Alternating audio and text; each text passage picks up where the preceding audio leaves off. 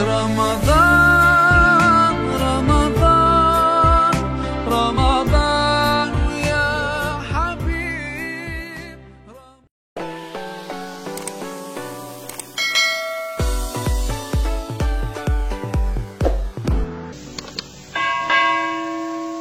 Assalamualaikum warahmatullahi wabarakatuh. Alhamdulillahirabbil alamin. Assalatu wassalamu ala asyrafil anbiya'i wal mursalin habibina wa syafi'ina Muhammadin wa ala alihi wa ashabihi ajma'in, amma ba'du. Para pemirsa yang berbahagia dimanapun Anda berada, insyaallah kita kembali akan mengulas tentang seri sholat khusyuk, di mana di akhir ini kita akan mengulas tentang bagaimana supaya sholat kita bisa khusyuk. Ma'asyiral muslimin, saudara-saudaraku yang dirahmati Allah Subhanahu wa taala.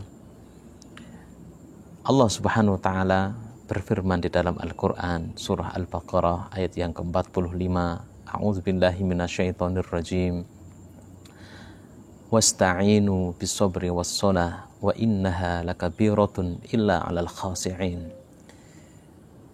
Dan mintalah pertolongan kalian dengan sabar dan sholat. Dan sesungguhnya sholat itu sesuatu yang amat berat kecuali bagi orang-orang yang khusyuk. Ma'asyiral muslimin, Allah Subhanahu wa taala menuntut kita untuk memohon pertolongan kepada Allah dengan sikap sabar dan mengerjakan sholat. Oleh karena itu Rasulullah SAW memberikan contoh kepada kita. Idza hazibahu amrun, kalau ada sesuatu yang penting, Rasulullah SAW bersegera untuk mengerjakan sholat. Tetapi ternyata Allah menyatakan bahwa sholat itu lakabiratun, sungguh sesuatu yang berat, la thaqilatun. Tetapi orang-orang yang bisa khusyuk dalam sholatnya, insya Allah selalu merasa bahwa sholat itu bukanlah sesuatu yang berat. Sholat itu adalah sebuah kebutuhan baginya. Bagaimana kemudian supaya sholat kita bisa khusyuk, ma'asyiral muslimin? Ayat setelahnya Allah Subhanahu wa taala memberikan keterangan-keterangan bahwa orang yang khusyuk itu adalah alladzina yadhunnuna annahum mulaqu rabbihim, yaitu orang-orang yang yadhunnun, mengira. Adzan di situ oleh para mufassir dimaknai yakin, sehingga kita bisa menerjemahkannya, orang yang khusyuk itu adalah orang-orang yang senantiasa yakin annahum mulaqu rabbihim, bahwasanya mereka akan bertemu dengan Rabbnya, bertemu dengan Tuhannya, bertemu dengan Allah Subhanahu wa taala.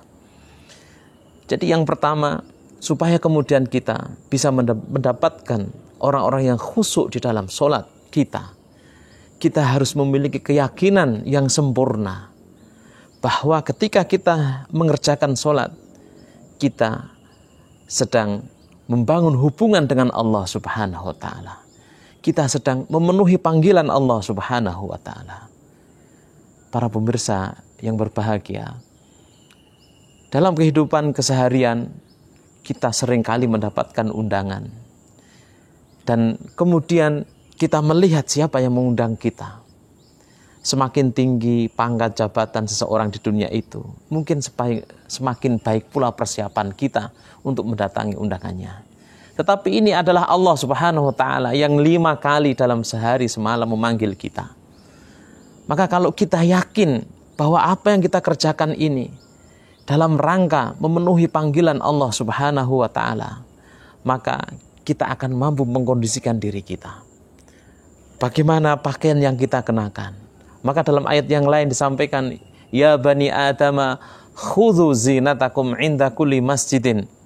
Zinah, pakaian yang bersih, yang rapi, kita pakai ketika kita sholat.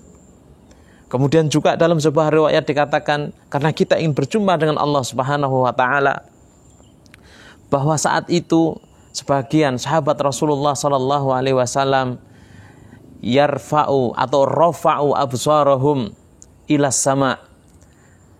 Ketika sholat, sebagian dari sahabat menengadahkan pandangannya ke arah langit. Kemudian turunlah ayat qad aflahal mu'minun alladzina hum fi sholatihim khashi'un. Setelah turun ayat itu, para sahabat Rasulullah khafadu absarahum ila mauqi'i sujudihim. Para sahabat kemudian memalingkan pandangannya ke arah tempat sujudnya. Ini juga dalam rangka mengkhusukkan hati kita, dalam rangka mendapatkan predikat orang-orang yang khusyuk dalam sholat. Kita yakin bahwa kita akan berjumpa dengan Allah Subhanahu wa taala melalui sholat itu.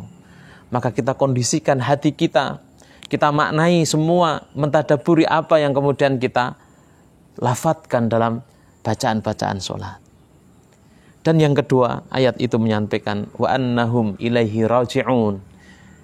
Setelah yakin bahwa kita akan berjumpa dengan Allah Subhanahu wa taala, juga yakin bahwa semuanya kita suatu saat nanti akan kembali kepada Allah Subhanahu wa taala. Karena kita yakin akan berjumpa dengan Allah dan kita yakin bahwa semua dari kita akan kembali kepada Allah, maka sering kita dapatkan nasihat-nasihat dari para imam. Ketika kita hendak mengerjakan sholat jamaah, nasihat para imam menyatakan sawu sufufakum. Dalam rangka kesempurnaan sholat berjamaah itu kita diminta untuk merapikan, meluruskan saf kita. Dan sering di antara imam juga menyampaikan wasallu sholatal muwadda'. Dan sholatlah kalian seolah-olah ini adalah sholat perpisahan. Jadi yang kedua, kita merasa ma'asyiral muslimin, supaya kita bisa khusyuk dalam sholat, kita merasa bahwa sholat yang akan kita lakukan itu bisa jadi adalah sholat terakhir kita, di mana setelahnya kita tidak bisa mengerjakan sholat lagi, tidak bisa menunaikan sholat lagi, tetapi kemudian saudara-saudara kita akan mensolati diri kita, di mana saudara-saudara kita setelah itu akan mensolatkan diri kita. Ma'asyiral muslimin, inilah dua hal yang disampaikan oleh Allah Subhanahu wa taala dalam surah Al-Baqarah ayat 45 dan 46, di mana Allah Subhanahu wa taala menyatakan bahwa orang-orang yang khusyuk itu adalah yang senantiasa meyakini bahwa dia akan berjumpa dengan Allah Subhanahu wa taala dan meyakini bahwa dirinya akan kembali lagi kepada Allah Subhanahu wa taala. Semoga Allah Subhanahu wa taala selalu membimbing kita menuju orang-orang yang khusyuk di dalam salatnya. Wallahul muwaffiq ila aqwamit thoriq. Assalamualaikum warahmatullahi wabarakatuh.